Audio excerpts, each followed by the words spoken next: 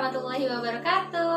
Halo anak-anak hebat, bagaimana kabarnya pada hari ini? Semoga kita semua dalam keadaan sehat ya. Sebelum kita memulai kegiatan pada hari ini, alangkah baiknya kita berdoa dulu. Berdoa mulai. Amin, berdoa selesai. Anak-anak, pada hari ini kita akan belajar pada tema 2 tentang siklus air atau daur air. Sebelum kita memulai proses pembelajaran, Ibu akan menyampaikan tujuan pembelajaran kita. Nah, di sini tujuan pembelajaran kita ada 2. Yang pertama, siswa diharapkan mampu menjelaskan siklus air dengan baik. Dan yang kedua, yaitu siswa diharapkan dapat membuat bagian sederhana untuk menjelaskan siklus air. Anak-anak, air merupakan salah satu sumber daya alam yang sangat dibutuhkan oleh makhluk hidup. Tanpa adanya air, manusia, hewan, dan tumbuhan tidak akan bertahan hidup. Manfaat air bagi makhluk hidup sangat banyak. Manfaat air bagi manusia yang pertama, untuk mencuci, yang kedua untuk memasak, yang ketiga untuk minum, dan yang keempat untuk mandi. Anak-anak, air juga menjadi salah satu sarana rekreasi atau hiburan seperti berolahraga, berenang, dan berselancar. Nah, air juga menjadi salah satu transportasi. Transportasi tersebut biasa disebut dengan kapal. Manfaat air bagi hewan yang pertama sebagai air minum, yang kedua sebagai tempat hidup seperti ikan, udang, kepiting, dan lain-lain. Yang ketiga untuk membersihkan tubuh seperti anjing dan kucing. Dan yang keempat mendinginkan suhu tubuh badan hewan seperti kuda Nil. Manfaat air bagi tumbuhan ada 2. Yang pertama yaitu sebagai tempat tinggal seperti eceng gondok dan teratai, dan yang kedua sebagai bahan utama fotosintesis. Anak-anak, tahukah kalian 70% kandungan bumi adalah air? Apakah air di bumi akan berkurang?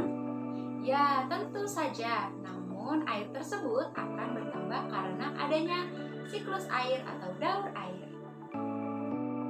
Siklus air adalah proses pertukaran yang tidak pernah berhenti secara berulang dan terus-menerus dari atmosfer ke bumi. Siklus air tersebut meliputi yang pertama evaporasi, yang kedua transpirasi, yang ketiga kondensasi, dan yang keempat presipitasi.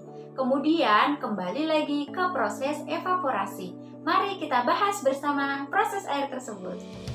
Siklus air yang pertama yaitu evaporasi. Evaporasi adalah peristiwa penguapan air yang ada di laut, sungai, dan di daratan karena panas sinar matahari. Yang kedua, transpirasi.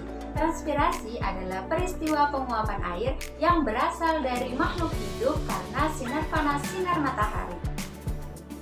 Setelah proses evaporasi, proses yang kedua adalah kondensasi. Setelah air di permukaan bumi menguap menjadi uap air tersebut bergerak menuju lapisan atas atmosfer yang bernama troposfer. Ketika uap air memiliki suhu rendah, akan berubah menjadi titik-titik air atau embun. Perubahan uap air menjadi titik-titik air disebut kondensasi. Titik-titik air tersebut lama-kelamaan akan menjadi banyak dan bergabung membentuk awan. Setelah proses kondensasi, tahap yang selanjutnya adalah presipitasi atau turunnya hujan saat uap air terus berkumpul menjadi awan. Maka awan tersebut akan semakin berat. Jika awan tidak mampu menahan titik-titik air, maka titik-titik air akan jatuh ke permukaan bumi yang disebut sebagai air hujan. Jadi proses ini dinamakan presipitasi. Jika suhu sangat rendah, seperti di kutub utara, tetesan air akan menjadi hujan salju atau es. Air hujan yang jatuh ke permukaan bumi sampai ke permukaan tanah, kemudian meresap ke permukaan tanah.